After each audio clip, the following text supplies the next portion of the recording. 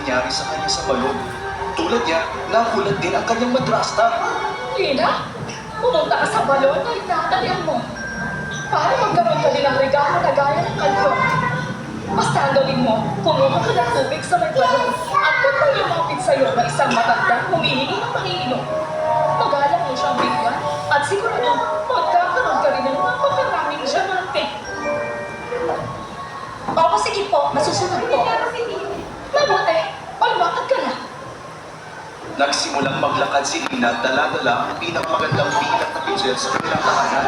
At nang makarating siya sa may balon, may nakita siyang isang napakagandang dalaga na lumabas mula sa guba. Lumapit ito sa kanya at humingi ng paiinom. Naku, magandang baby. Maaari ba akong makinig sa dala-dala ng Rachel? Sino ka ba? Ba't kita bibigyan ng tubig? Parang hindi namin yata ikaw ang pinunta dito para bigyan ng tubig. Mga taga-mundo kayo na nakita ng camera ata itong mga to. Napakawalang galang mo. Kung ganun, dahil sa nakita mo Manood doon yung sa camera lahat. hindi mo isasumpa sa kanyang sasalita ka. Ang tumuglag ng palaka. Ang lalabas Doon kayo, layo. Hindi kayo makikita niya kayo ng layo kayo din para makita kayo. Hindi kayo nakita kasi malapit.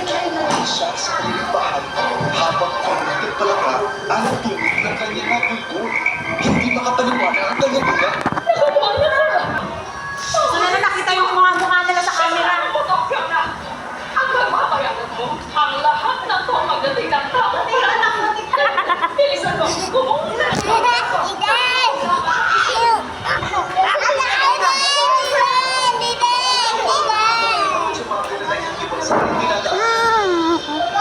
Kinarmagaan. Hindi sila makapogi.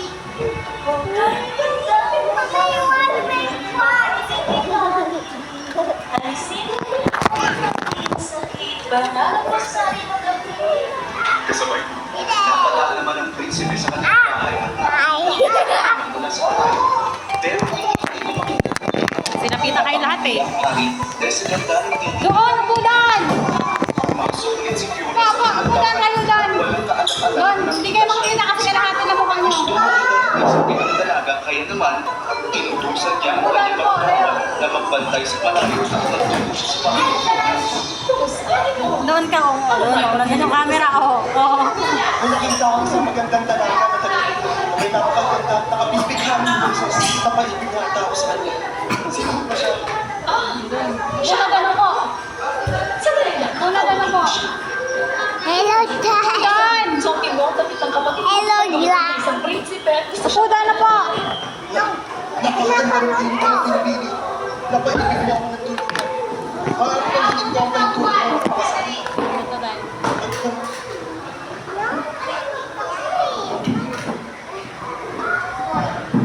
Hello.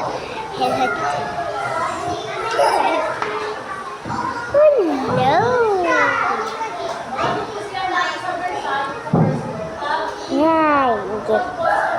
Hi. Hi.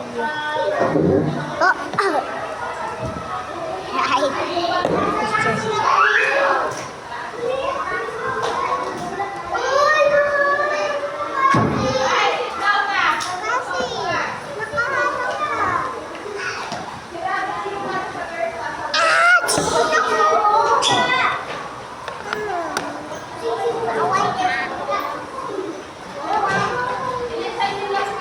Daddy.